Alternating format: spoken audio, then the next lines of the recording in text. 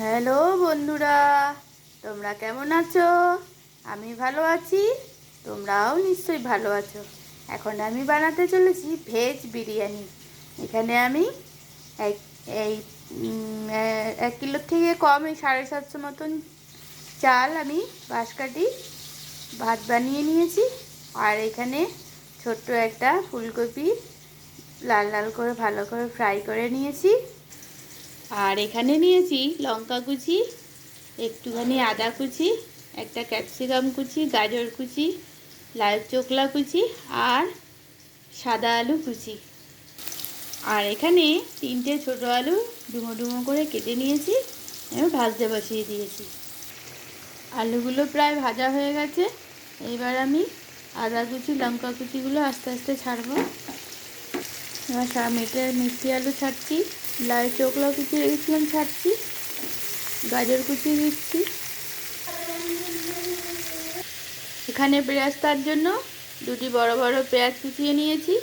আর এখানে 2টো দারচিনি নিয়েছি, আর 4টে লবঙ্গ ফাটিয়ে নিয়েছি, আর 4টে এলাচ ফাটিয়ে নিয়েছি। আর 2টো ডিম নিয়েছি, ডিমের ভুজিয়া করব। একটু গরম মশলা ছিটিয়ে দিচ্ছি, ছিটিয়ে দিলাম। সব ভেজিটেবিলগুলো লাল লাল করে ভাজা হয়ে গেছে। এবার আমি রাইসের মধ্যে নামিয়ে নেব। এবার পেঁয়াজের বেরেস্তা বানাতে দিচ্ছি। এবার এলাচ ছাড়ছি, লবঙ্গ ছাড়লাম আর দারচিনি ছাড়ছি। এবার পেঁয়াজগুলো ছাড়বো।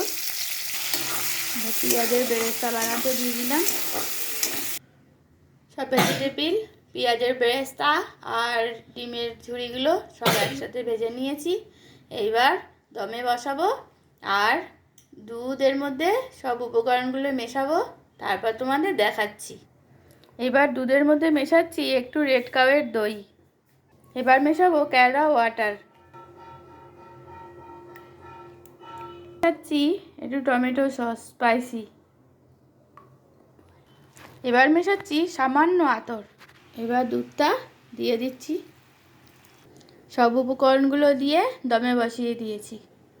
এখানে লঙ্কার ধনেপাতা কুচিয়ে নিয়েছি, আমার দমে বসানো হয়ে গেছে।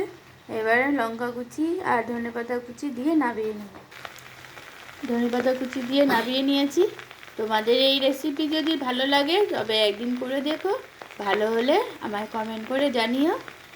আর আমার লাইক সাবস্ক্রাইব করে আমার পাশে থেকো, আমাকে নিত্য নতুন ভিডিও ছাড়তে উৎসাহ দিও। Thank you.